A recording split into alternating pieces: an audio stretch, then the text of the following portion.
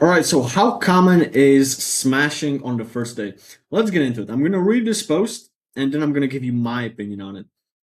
So, I, 21-year-old male, have never dated, but all of my friends are in a relationship and they were talking to me about their dating experiences, and date fr- most of my friends date friends or friends of friends. So there's already a connection and stuff, so that might may be why. But they have said with most dates they've had sex on the first date. Again, it may be because they have been friends and they felt comfortable doing it earlier, but I'm wondering how common is it on the first date.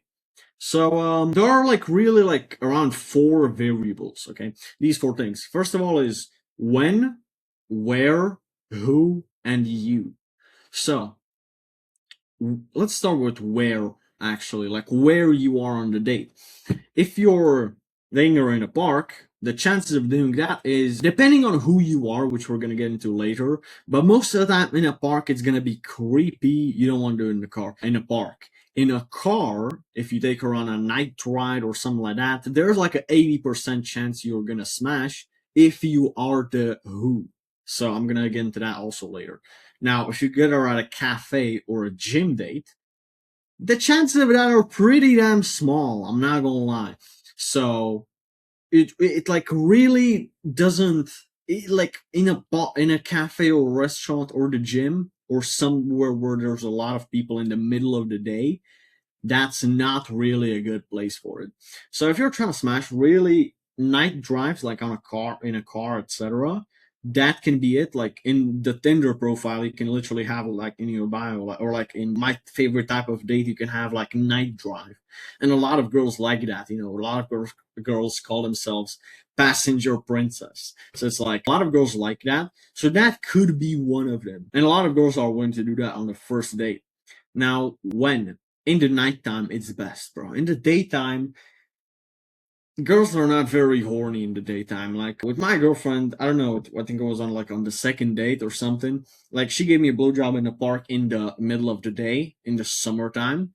But it was like a very weird ass situation. Actually, it was like the third date, I think. But it was like it was not. It was unexpected and kind of uncommon to happen. So I wouldn't tell guys to expect that, or like a girl in a McDonald's bathroom. Like these types of experiences are very uncommon to happen on the first, second, or third date in the middle of the day. The girl usually isn't that comfortable with you. When she's your girlfriend, sure you can fuck her in a shopping mall or something like that. But usually it's not common with girls you just meet, or she doesn't know you very well. So when, again, nighttime, okay, so night drives, really, it's more probable that you are gonna smash than you aren't if you're the who. So let's get into the who and you. There should be two who's, basically. Who are you and who is she? So let's start with you. Who are you? So this is like pretty much the fourth variable.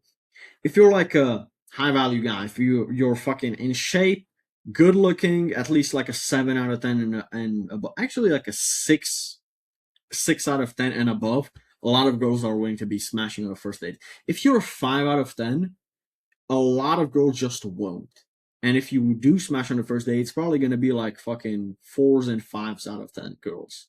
Very rarely like a 6 if you're a 5, because girls really don't like the downgrade in looks, fucking financials, whatever, like all of this. So that's another thing.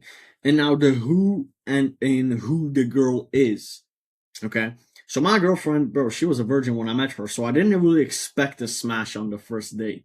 And I didn't, right? It was like I think like the third or fourth date, I think, something like that. Even though there was like some sexual like on the second date.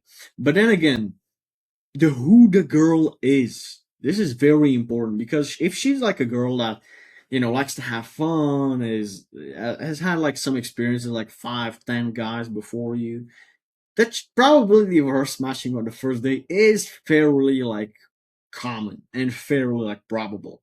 Okay, but I will warn you that these girls are really aren't good for long-term relationships. But I've been speaking about this for God knows how long. So if you disagree with me, you disagree with me. That's okay. So yeah, that's really it. So if you're trying to smash, really like having a six pack and being in good shape and looking good and having a high status like Instagram and all of that, that helps, and that really will do like 80% of the work for you. But the rest 20%, or like the 80% of the date, is taking her on a night drive, and her being like a girl that at least has had someone before you. Don't take a virgin on a first date in a night drive. First of all, she's probably not gonna go. And if she's gonna go, it's just gonna be awkward. She's gonna think you're trying to fucking, or she's gonna try to, you're trying to, you know, how should I say it? How should I say it in a way that YouTube won't ban me? Well, you're gonna try to hurt her or something like that. So she's like gonna be on her toes. The same in a park or something like that. Really take her on a coffee for the first day and don't expect to smash a virgin on the first date. So that's pretty much it.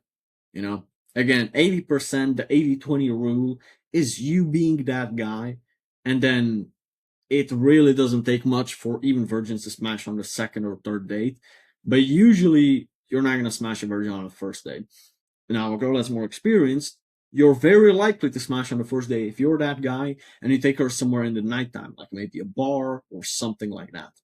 So, yeah, that's pretty much it. If you got any further questions, leave a comment or DM me on Instagram, and catch you on the next one.